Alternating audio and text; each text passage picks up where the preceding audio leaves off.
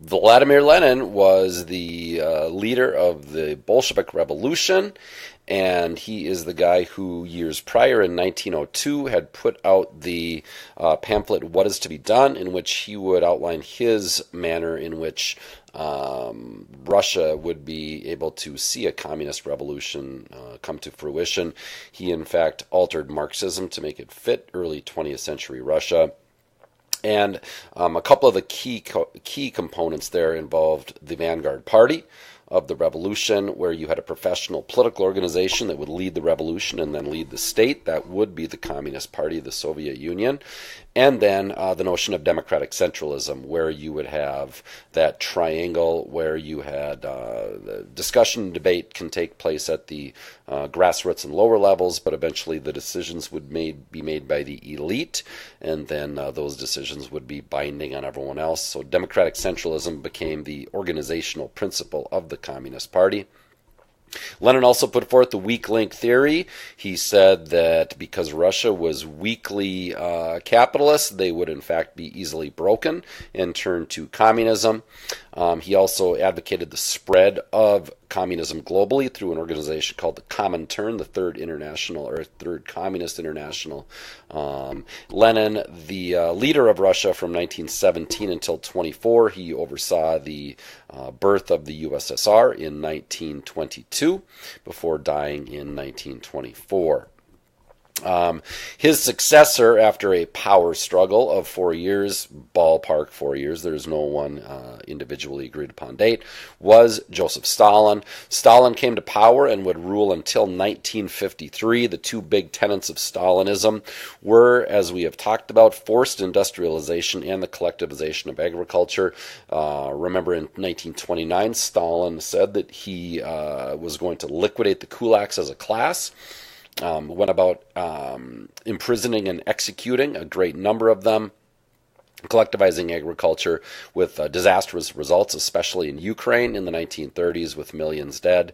The forced industrialization piece was to rapidly industrialize the USSR and build roads, bridges, and dams and so forth that would modernize the country from that standpoint. He said that they could not play the West game, therefore to avoid catch-up economics, instead utilize Gosplan, the Soviet Central Planning Agency, to implement the 5-year plans through the command economy. And during the 1930s, we saw the worst abuses of his power with the Gulag system in Siberia and the purging of his political opponents, both real and imagined. Stalin did lead the Soviet Union to victory in the Great Patriotic War and set up those satellite states in Eastern Europe, which would become collectively the Soviet sphere of influence in the Cold War. Stalin died in 1953 and was followed up by Nikita Sergeyevich Khrushchev. Khrushchev was the one who tried to de-Stalinize the Soviet Union. He put forth the principle that the cult of personality was too great, the crimes against the people were very much too much, and he was the one who said that the phrase enemies of the people and enemies of the state should no longer be used in the USSR. Khrushchev attempted some reforms, and he did attempt to decentralize the economy, and his era is known as the Thaw because of the lessening of repression and so forth. However, his era is marked in combative contrast to the conservative members of the Politburo at the time who did not want to see this reform. He did challenge these hardliners, and eventually the hardliners had him removed in 1964.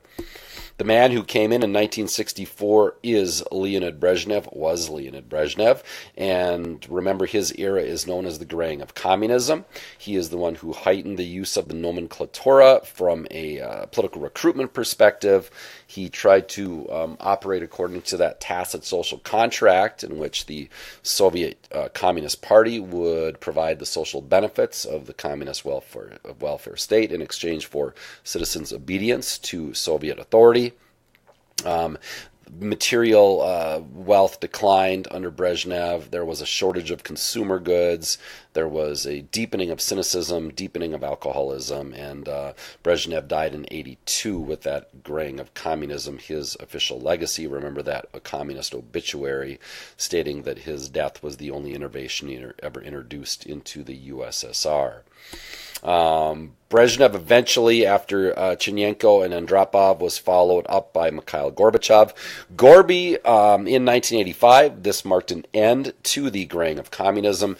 The big two, of course, for Gorby involved glasnost, which was openness or greater transparency, less repression, more allowance for civil society. Especially that transparency part diminished the legitimacy of the Communist Party, as a lot of the malfeasance of the party in the past was acknowledged.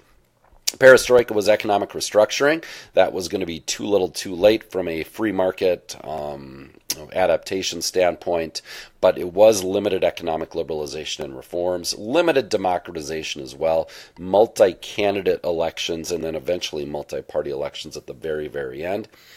Gorby put forth new thinking in foreign policy, which included self-determination for the satellite states when they became non-communist in Eastern Europe. He also said promoted the notion of self-determination for the near abroad when the former Soviet republics began to declare independence in '91. And he opened relations with the world in much bigger ways, meeting with Reagan to try to decrease tensions with the U.S., and, of course, making that famous trip to Beijing and visiting Deng Xiaoping during the Tiananmen Square uprising of 1989. Gorby's reforms landed him squarely in the crosshairs of the hardliners who sought to overthrow him. There was the 1991 August coup, which was eventually repelled in large part because Russian President Boris Yeltsin helped to urge the army and the people against the coup. Gorby survived the coup eventually, but within months the USSR was dissolved and the Russian Federation was going to be born.